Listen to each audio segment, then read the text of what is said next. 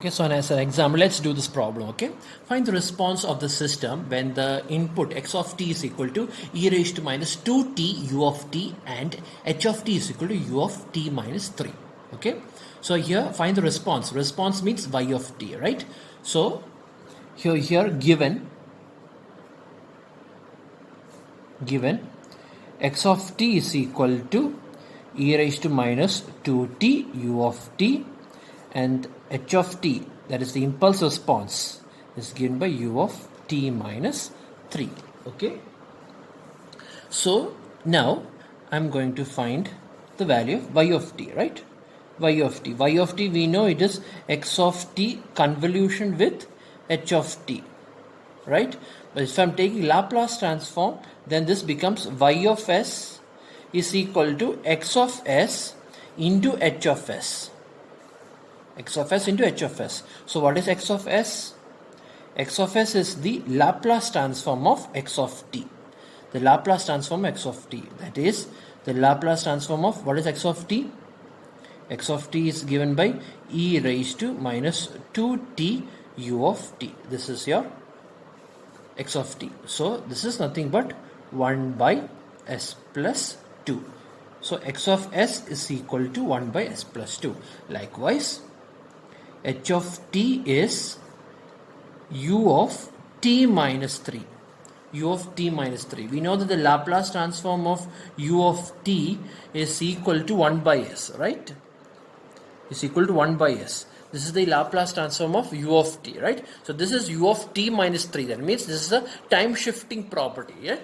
We apply time shifting to this. So time shift in the time domain means frequency shift in the a time shift in the time domain means exponential function in the frequency domain, right?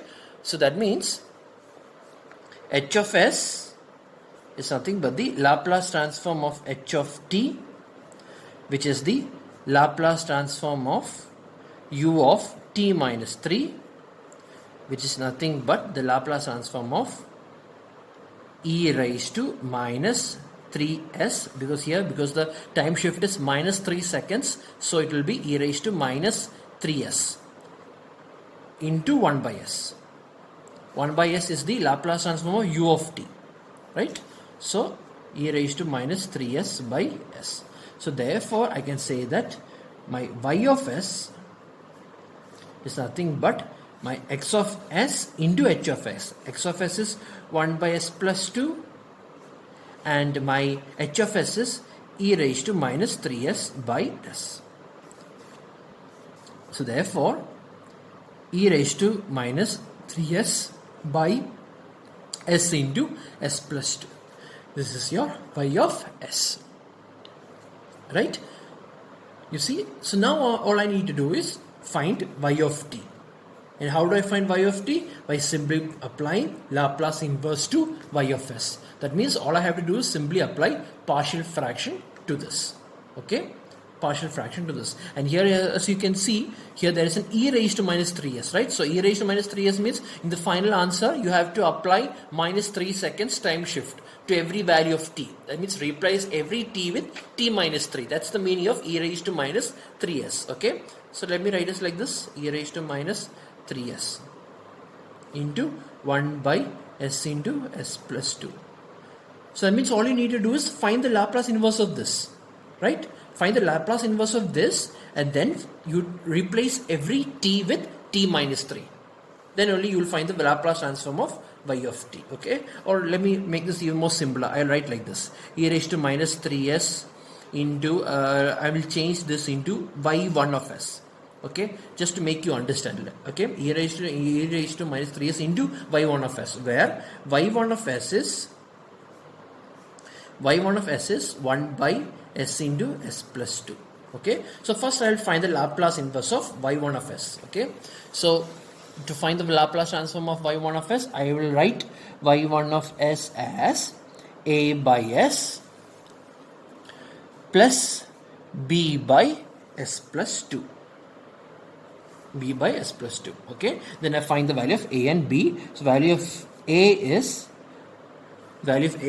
if I remove s from here, only 1 by s plus 2 remains.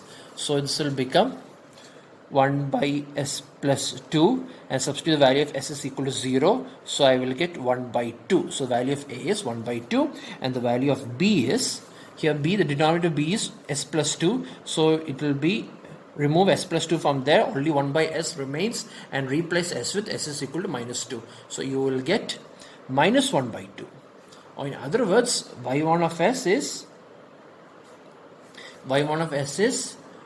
1 by 2s minus 1 by 2 into 1 by s plus 2, right? So this is how we find. So in other words, if I want to take the Laplace inverse of this, so if I'm going to take Laplace inverse of this, then y1 of t is equal to 1 by 2 Laplace inverse of 1 by s minus 1 by 2 Laplace inverse of 1 by s plus 2. Okay, and the Laplace inverse of 1 by s is u of t. So this is nothing but 1 by 2 into u of t minus, and the Laplace transform of this is e raised to minus 2t u of t, minus 1 by 2 e raised to minus 2t u of t. Okay, so now I found. So what is my, but my answer is y of s is equal to e raised to minus 3s into y1 of s, into y1 of s.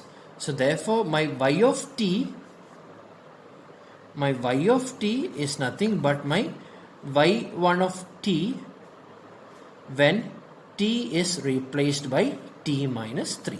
So in the other case, y of t is nothing but 1 by 2 into u of t minus 3 minus 1 by 2 into e raised to minus 2 into t minus 3 into u of t minus 3. See, this is how we solve the answer. Okay, so this is how we do the problem, right? So here, if you remember that when you are doing applying convolution theorem using the formula, that is integral y of t is equal to integral x of tau into h of t minus tau, that this problem takes more than 2 pages, right? Because we have to find the every value of u of t and we have to find every range of tau, then we have to apply that every range of tau to every range of t, and then you have to find the equation. Yes, so instead of all that method, if you are using Laplace transform, this solution, this problem becomes very easy, right? Because all you need to do is find the value of x of s. You find the value of x of s.